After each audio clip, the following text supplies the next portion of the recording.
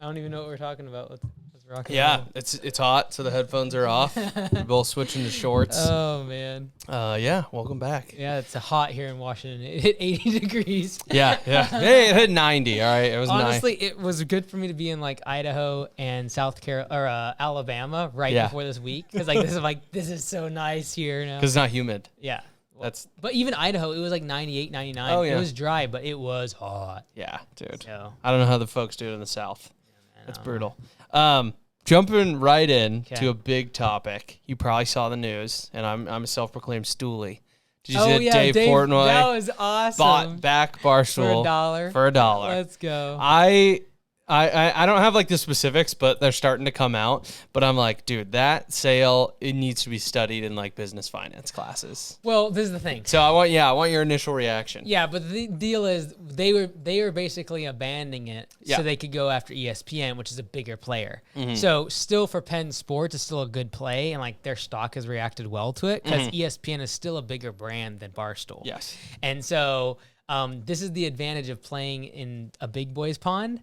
Is the fact that you might get a winner because simply due to the fact that it's small potatoes to them, right? So they're like, oh, $500 million, no problem. Let's go ahead and assume it's worth $800 million and give it to you for $1, and then we'll have a $800 million write-off. So that's what they did. Yeah, they did an $800 million write-off on a $500,000 thing that they bought. Right. So they basically still got out okay because they're going to take that off of their profit and then not pay taxes on it. Yeah. It's wild, though. Like, how do you have a deal where both parties win so obviously? Yeah, and the consumers. Like, it's going to be better for the product itself, too, totally. Right? So, that's the funny thing about, like, finance when it gets into public companies is, like, it's more about financial like architecture and financial like figuring that whole game out instead of like the product or like what makes sense financially. There's just so much you can do because it's public shares, and they made more money just with the stock increase just instead of writing that off. So like it's just interesting. It's just an interesting thing that once you go public, there's just so much more you can do. Yeah. So what does the worth of Barstool look like now, being privately owned? Like, what would you say? Well, this is the thing, because if he sells again, he has to pay half of it back to Penn. So that's why he's saying I'm never going to sell, because he doesn't want to go sell it for $1 billion and have to give half of it back to Penn. Yeah. So which he'd still make a lot of money. Yeah, he would, but like he doesn't want to give half away of anything, and so it's in his best interest to keep it and not sell it, or keep it at least keep it private. Yeah. Or if he does take it public, like do some sort of negotiation with them. So I think it's a win for them because from a tax perspective, they basically upgrade to ESPN from Barstool, and I think they proved that they could do it at Barstool, and they're like, okay, now ESPN. Like, if you look at it from this perspective, they wouldn't have gotten ESPN to commit without having Barstool on the books, and like this is what we did, and it worked well, and like everything went good, and so it's still a net win for them. It's a net win for ESPN. Barstool's obviously happy. Yeah, the users are happy, so it is a win-win-win. But that would never happen in the private market because no one's going to be like, here, let me take something I get for $500 million, just give it to you for $1. That's not ever going to happen. Yeah. In the public market, you can do that because stocks are just weird. Yeah. No, I'm excited. Like, as a stoolie, I've been following Barstool for a long time, so I'm excited to see them kind of dog off the leash, if you will, as one of their personalities tweeted. They just tweeted in all caps, "The dog is off the leash," because I think there's an element where we all crave authenticity, and I feel like that's what we try to do on this podcast as best as we can. But you have a lot of real people involved in your life with employees and stuff. But I just love their authenticity. I don't know how he gets away with all that stuff. I know. Dude. Like, I get it. This is the thing. They did it from the beginning. And that is like, we're going to put everything out there publicly in terms of what's going on internally in the business. But like, there's just so much of that. Like, if you actually went and did that in your business, you would lose half of your people in like a day. Yeah. Like, if you went in and like, I saw one little short of him going in and be like, where are all these people? Like, they're not here on a. He called them morons. Yeah, just like calling people names, like just outright saying horrible things about people and then posting it online. Yeah, like your employees. Like, I just can't believe that people will stick around. The thing is, because that's the brand, they come to expect it when they join, and that's part of the culture. It's just very interesting. So, like, if you say you're a media company, you can basically get away with saying anything you want about anyone, as long as it's not libel. As long as when you signed up for that media position, it was like, oh, by the way, every disagreement we're going to film. You can't walk away from the camera when we're talking, and we're going to be like saying slanderous things about you, and you got to like own it. Yeah. I guess this is about setting expectations, because like you go into any company, small, large, medium-sized business, and you say that sort of stuff, you will have half the team leave. Yeah. And even if the person has respect like Dave does in terms of money and experience or whatever, people will still leave. They don't want to deal with that. Yeah. No one wants to publicly be humiliated and told they're morons in front of the public that's going to see it millions of times. But I think with Barstool employees, like they know it's all like a bit. It's all just for content, in a way. Like I don't think you genuinely think like Dave is a bad guy. No, but regardless of whether it's for content or not, there's people involved. Yeah, and. Like I understand like it's for the media, it's for the bit, but man, like it'd just be tough to sell that in any other business. Yeah, essentially. Yeah.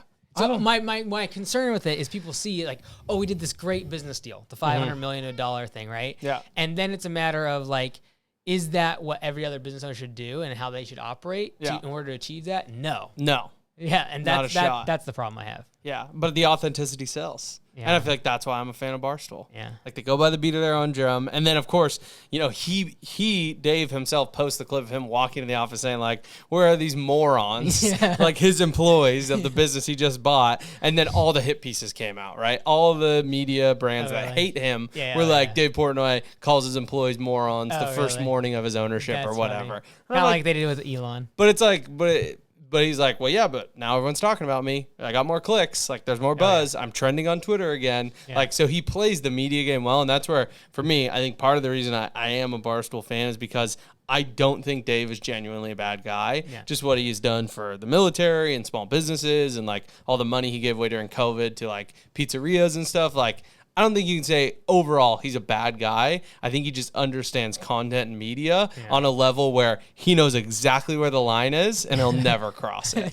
You know what I mean? I don't know. I've heard some things he crosses. Well, yeah. I mean, I'm not defending the guy, but I'm saying like I think he knows where the line is and he plays it really well. Yeah, I think so this is my question, and this is how I kind of think about this. So I especially with the media, when we go out and we actually do these turnarounds or like we talking to business owners, we know what would make the story better, like me overreacting or yelling or saying stuff that's real harsh. We know that would double and triple and whatever the clicks and more attention. But the question that I ask is, when you do that, the people who are above you, so it's not like we're looking up at Dave. The people above Dave, when they see that, what do they think about that, right? And that's who I'm trying to not really impressed. Yeah, that's who I think of when they're looking at people. That makes sense. Like, I don't really care what people quote unquote below me are thinking. It's like, what are the people above me? How would they portray my success and how I'm doing it? Like, I'm very like, how you become successful is really important. And so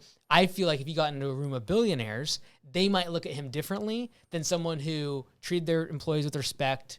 That was what they were known for. They didn't stir up drama, whether it was for the clicks or not. Yeah. Like, that would be, I think, and that's like even with Elon, who I feel like a lot of people have lost respect for him in that regard. It's like, obviously it's a lot of it for drama and things like that. It's like, well, like you're just kicking things up. And I think he would probably lose a little bit of respect from people that are in those levels, that they live a little bit quieter of a life. They try to do their very best for other people and for their employees and for their team. And I would like to be the guy that can do that same level of success but not have to push those limits. That's fair. Yeah, and it's not. I guess it's not to say like I want to be like Dave or I want to work. But you're right. He's a genius when it comes to media. Yeah, like playing like a fiddle. It's so good. It's so good. Genius. Yeah, and like one of the podcasts that I listen to, pardon my take, it's like the biggest sports podcast in the world. Yeah. As soon as Dave bought him out, they went through like a laundry list of ideas they had that Ben said no to, and they were all just like horrible, like just grotesquely inappropriate ideas that they were like, yeah, now that Penn's not around, like we could do these. Like, so anyways, but I just wanted your initial thoughts. I thought interesting business deal. We'll see how it plays out. Yeah. I think it'll make the Barstool brand stronger. Yeah. I think it will. They can be more authentic and have no one pulling strings. Yeah. I think it's important for them and for Dave. So okay, I'm gonna pull one out on you, bro. So here's the deal. I had a question I was thinking about on the weekend, because like you always ask me questions. So, it's trying to flip this around. Sure. And this one's gonna get personal because you asked me personal questions. And I have a feeling there's gonna get personal questions in this episode. So, in now we just talked about Dave Portnoy talking about personal things. So here's my question for you. Okay. So you and your wife met in Chicago. In Chicago at Bible school. Moody Bible Institute. Okay. So now you don't go to church currently. Yeah, I don't have like a home church. Correct. So give me what that means to you, and as someone who is religious, what what church plays in for you? Like, what does that play in the calculus? Yeah, no, that's a good question. I think you weren't expecting. No, that. I wasn't. That's totally. I'm fine with it. I'm totally fine with it. Yeah. I guess for context sake, yeah. I went to Moody Bible Institute, as you know. This is for the audience. I have a bachelor's in theology, i.e. the study of God. Obviously, for Moody, it is a Christian, non-denominational, generally evangelical, generally Calvinistic in their teaching. And I would say my theological belief is that we were made to be part of the body of Christ, which is his church. And in doing so, you are supposed to attend a church. For me personally, I know. Why is that? Why is that? Yeah, why is it important to go to church? Yeah, well, I mean, from that perspective. From that perspective, and biblically speaking, is that because we are supposed to commune with our brothers and sisters in Christ, and that Christ designed us and built us to live in community. And there's lots of different Bible verses to back that process up. And then obviously we have the New Testament that tells us about the acts of the church and how we are supposed to behave and how we are supposed to worship and how we are supposed to practice the sacrament and various beliefs that I believe as a Christian. And those are supposed to be done in community under the headship of a pastor or someone who is leading that group of people in, modern English, a pastor. Yeah. Right. Yeah. So, okay, cool. So, yeah, I guess for me personally, I think my wife and I want to find a church, but it's just honestly, we've just put it on the back burner. And I think to a fault, there is a phrase that I hold to, and that's like marriage is a ministry. And I think that a lot of people should really consider that before they get married. Like, don't just get married for love. Don't just get married for whatever your reasons are. Like, marry with the premise that you are going to live a life where you outserve that person every day. To them or other people? To them specifically. Got you it. serve them first. If you serve the Lord first, you serve your spouse first, second, right? It's like 1A, 1B. And then you serve your community, your church, and those around you. And I believe that a lot of people don't hold that in high enough regard that you are supposed to serve. And that's what I write in every single wedding card. If I ever get invited to a wedding, I say, live each day trying to outserve each other. That's my biggest piece of marriage advice. Live each day out trying to outserve each other. You'll have a blessed marriage if you do that. And so I think for my wife and I, it's like, our marriage is our ministry. And so like we pray together, we commune together, and we put Christ at the center of our relationship. And I'm going full unfiltered now. Like Christ is the head of our marriage, and we both believe that and we both hold to that. And should we be involved in a community? Should we be regulars at a specific church? Yes, I believe that, and I feel that I've fallen short in that regard. But I also feel like we aren't doing anything sinful by not going to church. Some people would say that, and I would say we aren't. But we do need to get involved in a community, and I would say that is something that we have. How long have you been in it? 3 years? 4 years. 4 years. But we were going to church off and on the first couple of years, and then we moved 2 years into marriage, and then we just haven't found a church that we've gone to a few, but we just haven't found one that we really like. And I hate this phrase, but it's coming from a Bible school, church shopping. That's what people say. Like you go church shopping, I want to find the right vibe and the right pastor and I know what I believe theologically, so that's all I'm looking for in a church is what is their mission statement? What do they actually believe? Do they hold to any ancient biblical creeds? Like what are their scriptural bases for their teachings? Like that's what I care about, and I just haven't put in the effort, honestly. Cool. Just being honest. I just had the thought in the weekend. I was like, I got to throw a curveball. That's a great question. But we'll watch sermons online. Cool. I think that's not good either, because there are people that they use that as an escape. Especially since COVID. Yeah. I never have to be I don't have to go to church because I can just live stream it. Right. And I do feel like Christ created us to live in community. Right. And so my community right now is my wife. Right. And I feel that we should take part of the whole body of Christ, which is the church as a whole. But but we just haven't really like found a church to like nestle into. Cool. All right. I was just curious, dude. And I don't want to go down like a whole rabbit hole, but like the town we live in, it's a lot of like Reformed churches, which then they got some theology that I'm not like a huge fan of. So then it's like a whole thing. And like, yeah, so. That would be really interesting because like you take it from a very academic point of view because you do have that. So it's not like even a matter of like, okay, proximity to my house as much, or like even the pastor or, you know, the people or their worship. It's like, I want to know like what are the A, B's, and C's of this organization? Yeah, that's an interesting. Most churches have like, if you go to their website, like they have a faith statement, a declaration of faith, something along those lines. And so like for me, that's like the first thing I do if I'm going to go to a church. Yeah, cool. I'm going to go online and look that up. Like, are you theologically based correctly? And if you are, great. Then I'll attend, and then I'll assess your worship and your pastor and the vibe, right? It's like, but are you theologically based? Yeah. Like if you go on there and your statement of faith is like, love everybody. Right. Okay, great. Not bad. Good start. But if you're claiming to be a Christian church, right, you got to have a statement of faith. Yeah. Like, you got to tell me why you believe that. Right. Cool. So, all right. I was just interested. No, yeah. What are your thoughts on that? You're actively participating in your church. Yeah, I think for me, it's like, part of like take the religious part off of the table for a second, and it's like a matter of like having a sense of community. I don't have a partner like that either, so it's extremely important, I feel like, to be part of something that's other than like my world. And it is dangerous for me, I think, sometimes the fact that like 99% of my day is spent with people that I'm employing, and so either I have to like go out to conferences or like go out with other business owners and network at some point, and there's nothing like that up here at all. And so like church for me is like that one point where like no one knows about my business stuff. They don't look at me any differently. Yeah. And it's like a little bit refreshing just like not have to worry about being a leader. Like, I can be a follower and I'm just fine with that. And so I think it's also a skill I think is important, is to still be able to switch into follower. And like most of my day and everyone I'm interacting my relationships with is like I'm the leader and what I say goes. And like that's not necessarily always a healthy thing to be the person always that's in that role. Yeah. And I think being a good follower is important. And like I've actually, like from the church perspective, like probably stepped back from a leadership perspective. Like I used to, lead youth services and organize all that sort of, be very involved, like speaking and all the rest of it. And so the past few years, like being more of like support role in the back, like behind the scenes, helping as I can with like the church stuff, like that has been a good thing for me to like flex that muscle. Yeah, that's good.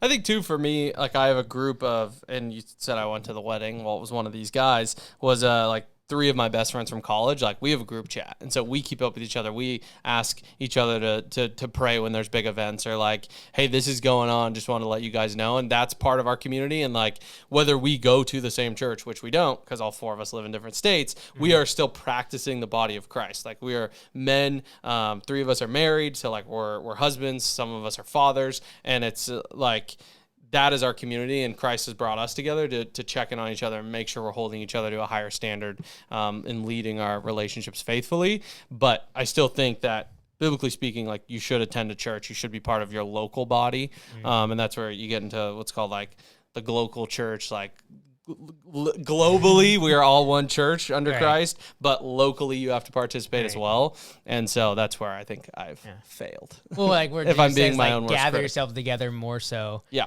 And so some people are like, well, I can gather together on Zoom. Yeah. I can watch live streaming. My church has Zoom Premium, so we're good.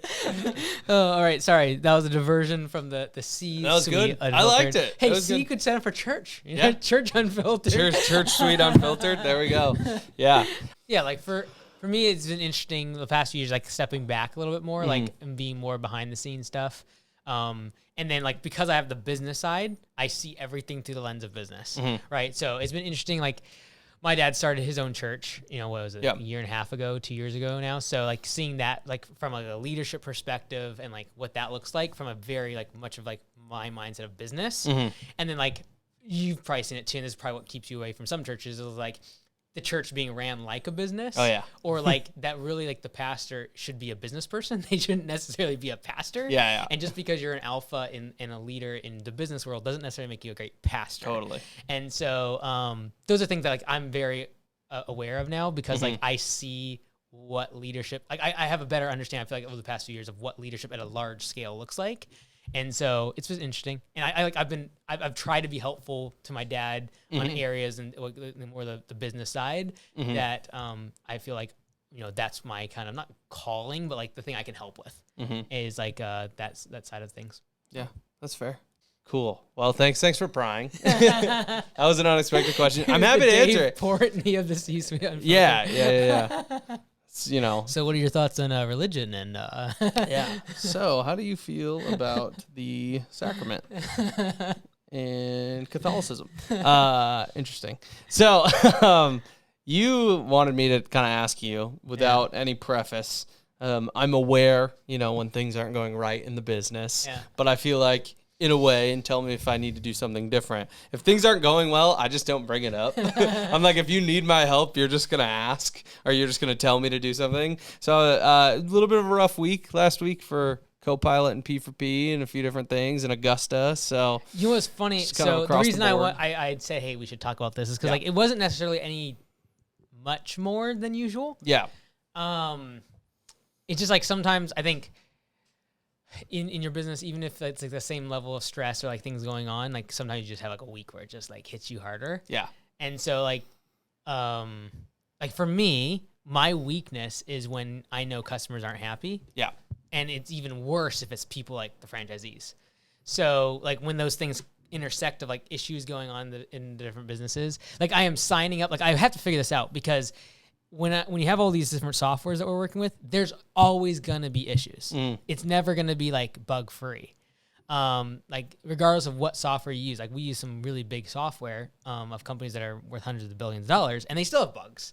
And thinking that like there's got to be this utopian like perfect world is like a flaw that I have. And so since you were so vulnerable in your regard, I'll say my flaws here. And it's handicapping. So like even the other day, like I had to go for a walk, like my chest was hurting. Yeah. And like as soon as something really negative happened, like I just slipped into this, like I was tired, lethargic. And like, I'm like, I know I slept good. I know that I'm not like stressed out. I'm not like burnt out, but like I have this like physical, visceral response to like disappointment of other people or like people that are like, they're having struggle in their business because of me. And that's brutal. So unfortunately, I put myself in the spot where I have to figure this out. Yeah. So like it's something that I have to like really work on. I'm trying to figure out like even ways to like release the pressure a little bit. And we're coming up on like 10 years of Augusta. And so like I've always said, 10-year swings, and we've talked about it a little bit a couple pods ago. And it's like, for the past 10 years, I've worked 7 days a week. Most days I still work past midnight. I do like my second shift usually. So, like that's got to change, especially if I'm going to run myself to the point where like the other day, like I'm like, I have to leave. Like I'm physically not going to be well. Yeah. And, like you can feel it in your heart. Like I know I'm a little bit over indexing on like how I feel. Like my heart rate, I can basically tell you what my heart rate is usually without looking at anything. I can feel like a lot of stuff, and I feel like adrenaline and cortisol. Like I feel that stuff. So I mentioned to the franchisees, I'm trying to label it more. Like, I'm not stressed. I just feel like a lot of cortisol pumping through my blood right now, which is just a natural response to feeling like, but your body can't be in that for too long. Like your body is not built to be in constant cortisol and adrenaline pumping. And that's what I feel like I get to at some of these points. Like last week where it was like for several days that was happening. Like your body's just not built for it, man. Like mentally, I'm like, okay, this is fine. Like your body's like, no. So I'm trying to figure out a balance. It's not working less because I enjoy it. It's a matter of like, how do I compartmentalize and like get myself in a spot where like it's so, dude, it's so weird. Like I'm able to control like my heart rate a lot. And like, even just like thinking good thoughts and like thinking thankful thoughts and being grateful like for a few minutes will like change really quick. So I just got to get better at it. I'm like looking into like a couple things I could potentially do to like kind of unplug and still work, but like get me out of like just my desk and a chair and things like that. So yeah, we'll see. What about, we talked about the spiritual side. Yeah. So like emotionally, have you ever thought about like a therapist? Emotional / mental fitness? Yeah, I have. This is the thing. I would, back to you being, giving yourself a pat on the back about being theologically sound. Okay. Like I feel like I know what to do and I know why it's being triggered. And I do, like, I know what the steps are, and I've just put a lot of those things off for a long time because of what I want to achieve. And eventually it's like, okay, you still want a lot more to go. You have a lot way of this race to go. Like, in order to do it, you're going to have to change your, kind of strategy on things. And so I know exactly what I need to do. Yeah. And now I got to execute on it. And it's very, very difficult because, like, I've been doing the same thing for 10 years. And it's like, if you see a challenge, you work harder and harder and harder to fix it. And then you fix it. And now when the team's getting more dispersed, it's getting where there's technical things that I can't do. Worrying about it and working hard on it is not going to help anything. And so, like, the other day, like, where I'm I'm waiting for 12 midnight so the team in the UK wakes up and is working. Like, that's not a good thing. I need to, like, figure out delegation better so, like, that hits other people before me. That's what I was going to say. If I can cut you off there, I was going to say, for lack of a better word, distancing yourself from all these problems. And I know you've toyed around with the idea of, like, an executive assistant or, like, someone taking your emails or, like, and you were like, I shouldn't be checking my email. When you said it to me, my gut reaction was like, you do still check your email. Like, why? Yeah. Like, I still email you and get a response. Yeah. Like, it shouldn't be at that point. Well, I don't know. So that's to an extent. This is the thing. It's like, it's a struggle because, like, I do, I hope to be someone that is, regardless of the size of the business, still accessible and still, not, like, so removed, I would aspire to be that person, but I also realize that as it compounds, like, that's not possible. Right. And so, that's hard because, like, if someone, if someone DMs me, I don't usually get it. But if someone tags me, whether it be in the Facebook group for Augusta or, like, on Lawn Care Millionaires Facebook group, like, I get it. I usually respond. Yeah. Like, nothing slips through the cracks. And, like, I've developed my entire system of, like, living and operating system around, like, you don't miss anything.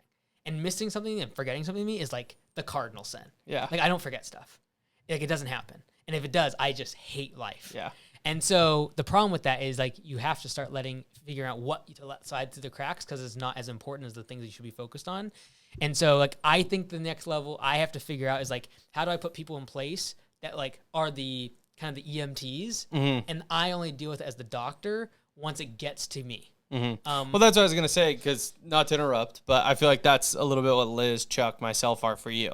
Like, I have problems that I just solve for you and don't tell you about until later and hope that you agree with the decision, right? So, like, you already have some of that in place. It's just further distancing or delegating with a team around you is what you're saying. But that's hard for you to take that step backwards. Yeah, like, it's always part of it is, like, just financially. It's like we run everything so red line. Like, as soon as I start adding that layer, I know it hurts profitability. It also removes me from the product, which I think is, like, super important. Whether it be Augusta, like, I still very much know almost everything at Augusta, right? Like, I could not answer the phone at Command Center necessarily right now. Like, that operational level, I don't know how to do it, but, like, I know how it works. I understand every single operational thing. Copilot, like, I understand every page. Like, I understand. Yeah. And, like, as you start adding more things, it's like, you can't do all of this. Like, you're going to hurt yourself. And so I'm kind of coming to grips with that. I did the math the other day. It's like 140 people now that, like, in some way, shape, or form are being, like, employed by me. And, like, I should not expect myself to, like, have tabs in all of them. And that's like a horrible thing. Because, like, I know, like, there's people like Gary Vee that say they talk to all their employees and, like, follow them on social. Like, that was, like, the benchmark for me. It's like, I want to be that guy. Yeah. But man, it's draining. It's tough. So, I'm just trying to figure it out. I'm not the best at it. It was somewhat of a blow to my ego, like, last week to, like, have to stop because like, physically, like, I'm gonna, like, have a problem here. And I didn't have, like, a convulsion or anything like that. Yeah. I don't have, like, those sort of things. But we're just trying to figure it out. Yeah. You got any instant ideas, like some breath work or? No, dude. So for me, I think my flaw is, like I said, when someone complains, everything is my fault. And that's, like, the extreme ownership thing, right? But if you do that on everything, every little thing, and the business gets bigger, well, you're just always going to live in this constant state of, like, constant pain.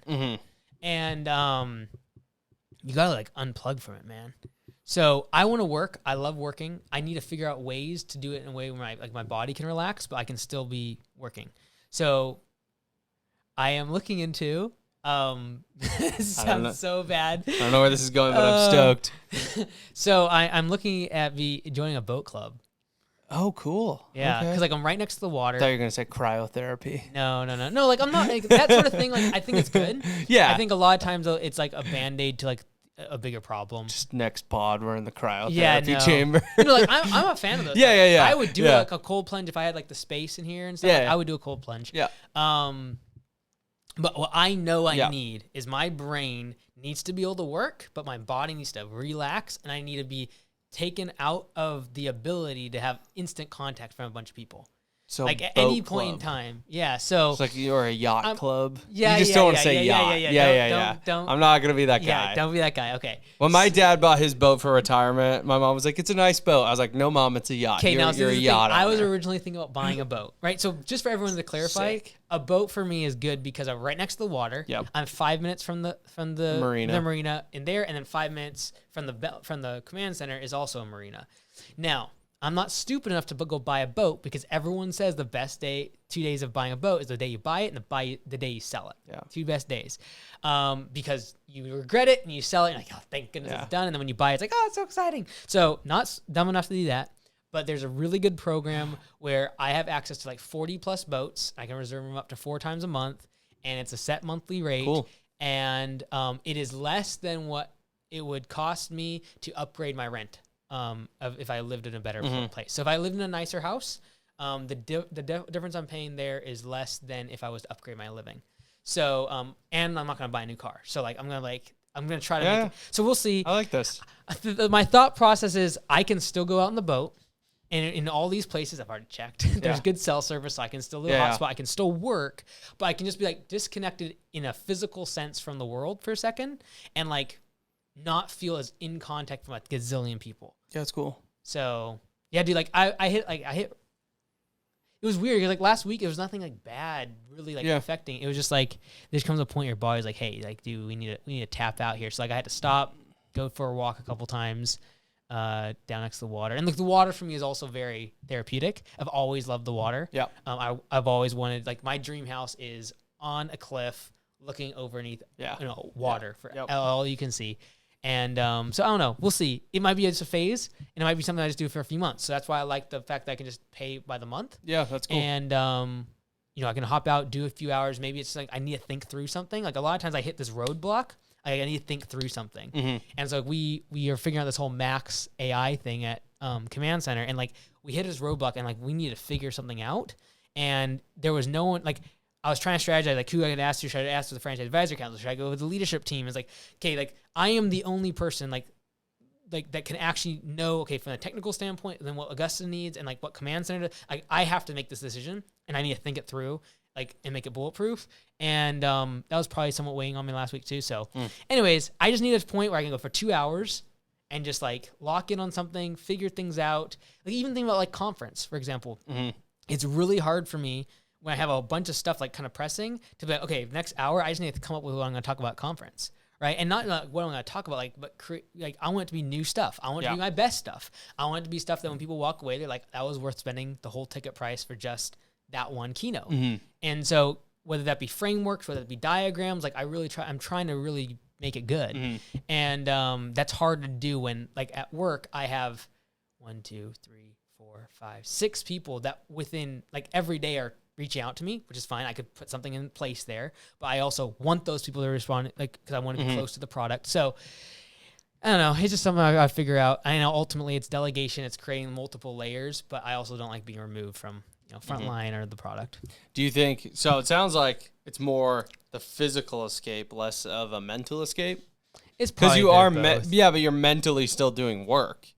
So you're creating. Me, like, I don't mind that. I love that. Yeah, right. But what I'm saying is you're creating like a physical barrier representation. Yeah, it's like people do escapes or like vacations. I don't like vacations. I'm not a huge fan. I'm sure that'll change down the road. But like if I go on a vacation, it is to create space, have different surroundings, and think about work from a different perspective because I love work. Yeah. And so I need to be able to quickly jump on a boat.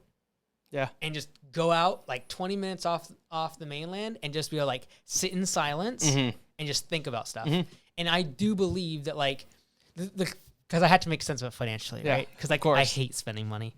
So my thought process of if I make one good decision right now in any of the businesses, that's usually worth between 100 and 200 grand. Like if I can make a really solid good decision, I'm like, well, I just need to make a quarter of a decision, and I'll pay for this. Pays for it, yeah. Right. So that's kind of how I like rectified it and corrected my brain. And I would like to also like take my nieces and nephews out there. I don't have kids. I don't have a spouse, so it's like I find joy in like seeing them be happy, and I like being the uncle. I'm a huge fan of being the uncle. Being the uncle's the best because you don't have to go home and deal with all the other stuff. The best. So I really want to milk that while they're all still like toddlers and like before they go to school. So yeah, nice. I want to be Uncle Mike. Yeah, let's go on Uncle Mike's boat. Yeah, dude. One day, Uncle Mike's jet. Like that's what we want to do. So.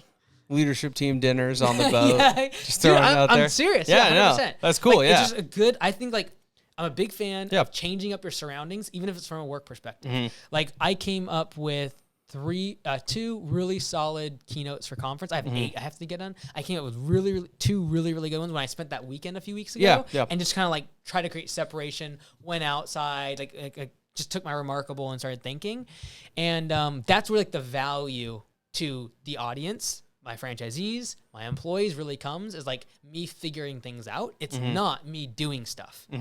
So I've got to become more comfortable with that. And it's not a sign of weakness to work less hours, but like do what your strength is, what you should be doing, which is like the coach is not supposed to be on the field. Right. And I've just been on the field for 10 years and like, it's just a change of like, but I truly believe anyone making less than $10 million a year, they need to work harder. That's just like, that is usually the ingredient to get to 10 million. But beyond that, like you can't keep working hard to make $10 million, to go to 100 million. Right. And so if we're going to go from 10 to 100, like it's just going to take me changing. It comes like, if I tell the franchisees, like the success, the size and the scale of your operation will come down to you and you exclusively. Well, the same thing's true to me. So like if I'm going to cap out at 10, it's because I failed to adapt to a different way of leadership and a different way of style of work. And what work means for me needs to be different. And I'm struggling with that, to be very, very honest with you. Yeah. So. Well, I appreciate the vulnerability. Yeah, dude. I like that. That's good. I was like emotional last week. Like it was not good. So I feel like I could tell something was off, but like I said, if you don't bring it to me, like I don't pry. I don't need to know. Like I don't want to be another. You don't want to do Dave Portnoy? No. I don't usually share if I'm anything going through. That, and I think I just don't want to add. If I know like you're off or you have a lot going on and there's a lot on your plate, I'm just like, if I even say anything to you, I'm putting something on your plate. So I think I avoid it. I don't mind. Yeah. I don't mind from you, Liz and Lee, like the team. Chuck. Yeah, Chuck. What did I say? You Liz, Lee. That's what I meant. Liz, Lee, and Chuck. Yeah. I don't mind you guys at all. And even like frontline team members, but they usually wouldn't have the confidence because they're not around me enough to like know when I'm off. Yeah. But I've never been really good at hiding when I'm off. So like, I think you're better than you think you are. Yeah, I don't know. So. Well, you won't have to hide it on a boat. It's fire. So we'll see. Like the boat club is pretty cool. They have up to like 29-foot boats. Yeah. And get your license. Yeah, dude, we're getting that this weekend. It's easy. I'm gonna do the Alex Hormozy live stream and the boat thing at the same time. There you go. I'm gonna have 2 different computers. I already have it. One headphone's gonna have Alex Hormozy live stream for his book. The other one's gonna have my boat license coming in, dude. It's fire. It's good, man. So we'll see. It's just something I want to try. I like it because if I bail in 3 months because I get what I need from it, that's fine, and I don't have to buy a boat. Yeah, we're got insurance and a trailer and all that other garbage. It's true. Having a boat, it's a lot. It's a lot of work. Yeah, dude. I don't want that. I want it to be where I can just like walk on it. They clean it. They do everything but fill up the gas. Nice. So like they have full-time attendants, 12 hours a day, 7 days a week. And you roll up, you jump in your boat based on your reservation. You come back, fill it up with gas, and you're good to go. That's awesome. Yeah. That's sweet. So living the bougie life. Yeah, dude. I like it. I honestly respect that. Like, I won't make fun of you for that. I think for me on like a much smaller scale, I think sometimes like even when I was in college or like, running, the local shop, if I had like a lot on my plate, it's like I'd go to like a coffee shop and just like reset and like sit down on my laptop and like get a really good cup of coffee, like listen to some good music or a good podcast, and then bang out some work. Yeah. Well, what's weird is when now you go to a coffee shop and someone comes up behind you and is like, "Hey, I have a business and like, I see your content is really cool and like let me." For tell you can't do that. Yeah. Well, not all the time. That doesn't happen all the time, but like it's just a little bit weirder now. Yeah. So it's like the boat, I can get away. Yeah. And it'll be nice. So we'll see. I'm literally might be a 6-month thing. I just need to kind of reset. Like. But I need to get better at making this delineation of the fact that like I can't be working when all my whole team's working because like it would be 24/7 right now, right? Like right now I know I have my team in the UAE is getting started. I have in Pakistan, he's getting started. And then the team this evening at 12 o'clock midnight, I have 5 devs, 5 devs in the Philippines starting. Like it's all day and all night now. Mm-hmm. And so there's never a moment where there's not stuff happening and I could be working and I could just be reacting to what they need. And so as we make more money, my hope is that I can afford, like logistically, my brain, like middle layer management in all the businesses. The same way like you are like my guard from like the Bellingham shop and a lot of what happens in like even the problems with the franchisees, like you guys handle it all, you know what to do. And then I only get like the worst of the worst is like I need to do that in all the other businesses, but they're not profitable. Right. To the point where I could be like, yes, I can afford that. That makes sense. So, I don't know. I like it.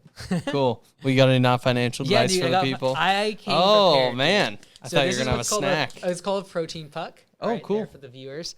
It is not necessarily like the healthiest because there's quite a few carbs. But it's very, what should I say, like natural ingredients. Okay. Right. I don't like Kind bars, for example. They got a lot of fructose in there. A lot of oils. I don't like a lot of oils, like sunflower oil, like all that stuff. So these are very natural ingredients. It's not like sweet, but it's a protein puck, but like a protein punch. You're usually looking like 500 calories, so it's going to carry you like all day. So I usually now am having that and a protein drink in the morning, and that will carry me all day long, and I will not feel any sort of drop off because there's not a lot of simple carbohydrates. So it's something I've been pretty, look kind of good. Yeah, dude. So I have that, and I also got AG1, Athletic Greens. Yep. Again, very expensive. Yeah. I've determined that I can make my life significantly better by spending $1,000 a month more, and like live things that I've always deprived myself for about $1,000 more a month, including things like this that I would never buy because this is $2.50, $3. AG. Athletic Greens, also like $3 a day, kind of expensive. And then my boat. Yeah. So I figured for $1,000 a month, I can live a better life and hopefully make some better decisions because I have protein. Yeah. There's your non-financial advice. A protein puck. We need good flavors. We need that's the thing. We need sponsors for this podcast. But I also feel like you're in like you like to live the healthy lifestyle, so like that kind of stuff, or like water. Yeah. Or we could just make. We need to do better thumbnails. We can do better thumbnails and titles. Well, yeah, I spend 5 minutes. It's a mental timer. You should run it by the media team. All right. Yeah, you could triple your views just by a better thumbnail. All right. Yeah. And title. Yeah, I mean, I agree. I told you, it's like a mental timer. I'm like 5 minutes. I bang out a thumbnail and I upload the pod. Yeah. So, which is fine because we're getting like the documentation, right? But I really do believe like if my channel hits 1 million in the next year and a half to 2 years, this could easily be at 100,000. When at 100,000 of these views, you like that ad revenue is probably double what I'm making now. Yeah. Right. So that looks very interesting. Well, I'm playing a long game with this. Yeah. The fact that you agreed to this, I'm very surprised. Yeah. So I'm doing it because for a few reasons. Right. Do we want to go into this? Yeah, let's do it. Yeah. I'm doing it for a few reasons. One, I never would go long form on what like my thoughts and opinions are and stuff on like my channel. Right. Because it has to be more broad. It's really, really good for the franchisees, I feel, to be able to hear that. So I do this like right now, 95% for the franchisees. And that is like for me to share like random stuff about your personal life and my personal life. I also know it helps with people that are potentially joining Augusta because they get to know you a little bit before the sales call. And then they get to know me a little bit more on a personal side. And which is also, I feel like, a good thing, especially because I'm 100% virtual for most of them. They don't know me personally before coming to training. And so that's why I do like 95%. Down the road, I think it gets very interesting as a way to look back and see that in addition to what I'm putting on the public channel. Because my public channel has gone away from like daily and sharing what I'm thinking about you and about me. It's more a matter of like production, higher level. And that's the direction we're going, like 100%. And that's why the channel will continue to do well. But this is like a good place to be able to like go back in time. Like, oh yeah, remember when you're like 10 million, you were kind of struggling there and like emotionally kind of drained out. You got a boat subscription. Like it'll be cool to look back. And I think I'm hoping it's good for other people to see like that when we're vulnerable, like even at my quote unquote size, what people would look up to me. Like, it's like, look, you're still having problems and I'm still burning out and I'm still like anxious and I'm still like nervous about things and I get worried about finances all the time. Yeah. So, it's a matter of like finding contentment and like there's things that are more important than money, but the game of money just keeps escalating as you get bigger numbers.